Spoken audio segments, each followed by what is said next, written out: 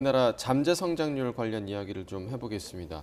올해 우리나라 잠재 성장률이 사상 처음으로 1%대 기록할 가능성이 있다. 지금 이런 분석이 나오고 있는데 이걸 어떻게 좀 해석을 해야 할까요? 그러니까 잠재 성장률이란 거를 먼저 어려워하실 것 같은데요. 예. 이거는 이제 인플레이션을 발생시키지 않고 어떠한 경제가 자원이나 노동력이나 기술들을 이용해서 최대한으로 생산할 수 있는 생산량이라고 생각하시면 되는데요. 가장 쉽게 생각하시면 뭐 예를 들어서 10개 정도의 빵을, 저 아침이니까 배고프니까 빵 얘기를 드릴게요.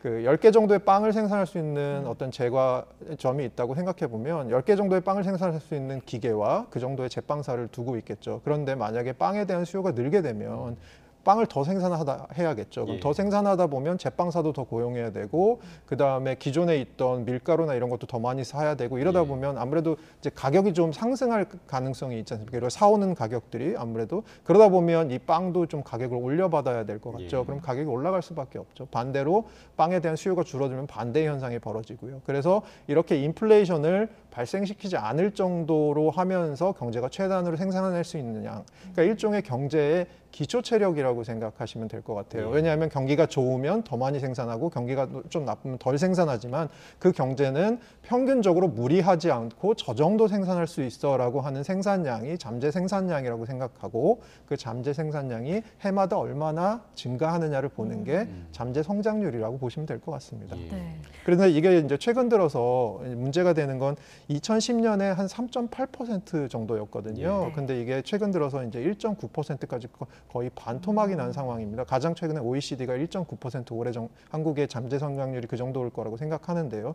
그러면 결국은 이제 경제의 기초 체력이 지속적으로 좀 약해지고 있는 부분이 아닌가, 혹은 경제가 굉장히 활력이 없는 경제가 되고 있는 것이 아닌가, 이런 부분이 문제가 될 수 있고요.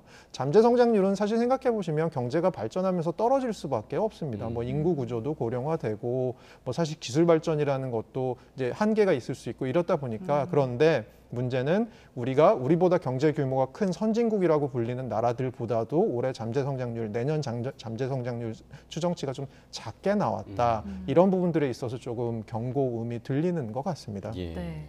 그럼 지금 이렇게 10년 사이에 절반 수준으로 떨어질 정도로 하락폭이 좀 크다고 말씀해 주셨는데, 이런 것들에 있어서 산업적으로는 뭐 규제 같은 것들도 좀 이렇게 영향을 미쳤다라고 볼 수 있는 건가요? 그렇죠. 아무래도 신산업 같은 경우에 나왔던, 예를 들어 새로운 산업이 나오려고 했을 때 규제가 있다거나, 아니면 기존의 그 산업을 영위하고 있던 다른 기업들의 저항이 있다거나, 이런 것들을 사실 정치 과정이나 여러 가지 과정을 통해서 좀 풀어주는 것이 필요한데, 그런 것들이 풀어지지 못했을 때 그러면 사실 새로운 기술 혁신이나 신산업들이 나오는 것을 좀 저해될 수 있고요. 이런 것들이 성장률을 조금 갉아먹을 수 있는 부분이 있고, 또 한편으로는 우리나라 같은 경우는 사실은 이제 너무나도 익숙한 얘기지만 고령화, 저출산, 이 부분이 너무나도 빨리 이루어지고 있는 나라이기 때문에 이 부분에 있어서 사실 올 초에 나왔던 골드만삭스 보고서 같은 경우는 보면 물론 어느 한 투자은행의 보고서긴 합니다만, 우리나라가 한 2060년, 70년대로 가면 사실 지금과 같은 정도의 경제 수준을 누리지 못할 것이다. 굉장히 많이 하락할 것이다. 그런데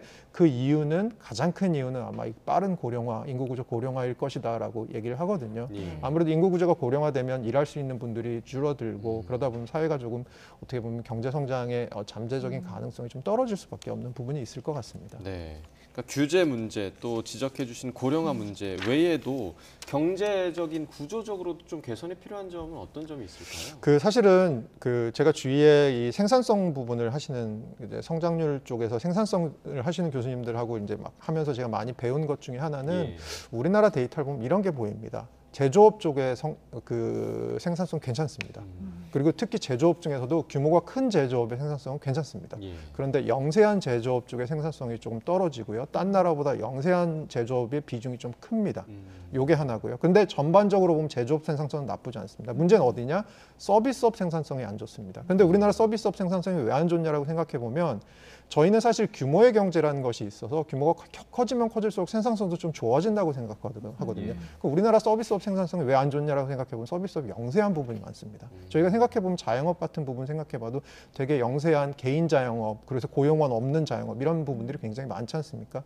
이런 부분들의 생산성이 좀 낮습니다. 그러면 결국은 산업 구조적으로 봤을 때는 이렇게 조금 서비스업 쪽의 생산성을 어떻게 늘릴 수 있는지, 여기에 대해서 뭐 저희가 많은 분들이 얘기하는 것 중에 하나가 뭐 예를 들어서 타다 같은 서비스가 나왔을 때 이것을 무조건 없앨 것인지 규제를 할 것인지 아니면 이것들을 조금 더 생산성이 높은 모델로 가져가서 사회 안으로 들어올 경제 안으로 받아들일지에 대해서 좀 대타협을 하는 논의들도 필요하고 단순히 기존의 산업계의 논의뿐만이 아니고 사용자의 논의, 소비자의 논의들도 필요하다 이런 것들을 얘기하는데 이런 식으로 서비스업의 생산성을 높일 수 있는 방안들에 대해서 저희가 좀 생각해 보는 것이 되게 중요하지 않나라는 생각도 듭니다. 네.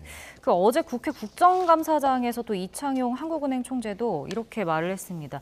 현재 경제 성장률이 잠재 성장률보다 낮아서 경기 침체기인 건 맞다 이렇게 말을 했는데 또 미국 기준금리나 국제유가 같은 대외 환경도 언급을 한 거죠. 네, 그러니까 우선은 현재 경기 국면이 어떠냐를 판단할 때 잠재 성장률이라는 게 일종의 평균적으로 성장할 수 있는 거니까 그것보다 저희가 성장률이 낮으면 현재 경기가 좀 저성장 국면 혹은 불황에 들어와 있다고 생각하는데 지금 그런 시기라고 인정을 한 것 같고요, 네. 총재께서.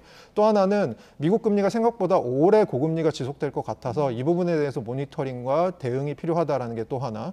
그 다음에 얘기는 유가 관련돼서는 지금 이 전쟁이 이스라엘과 팔레스타인 간의 전쟁, 하마스 간의 전쟁이 어떻게 풀려나갈지 모르기 때문에 불확실성이 너무 큰 상황이고 이것들이 저희가 생각했던 기존의 물가 경로 전망을 조금 바꿔야 될 가능성을 좀 들이우는 것 같다. 그래서 그런 측면에서 주시해야 될 것 같다라는 얘기들을 했습니다. 그래서 결국은 이게 올해 우리 경제에 좀 하방 리스크들이 있는 것 같다. 그리고 이 리스크들 중에 일부는 좀 중장기적으로 내년이나 이후까지도 영향을 미칠 수 있는 부분이 있을 것 같다. 예를 들어서 미국의 고금리 지속 같은 경우는요. 네. 그래서 이런 부분들에 대해서 이제 답변을 한 것으로 보입니다. 네. 그러니까 대내외적으로 좀 경제적으로 좋지 않은 상황임은 분명해 보이네요.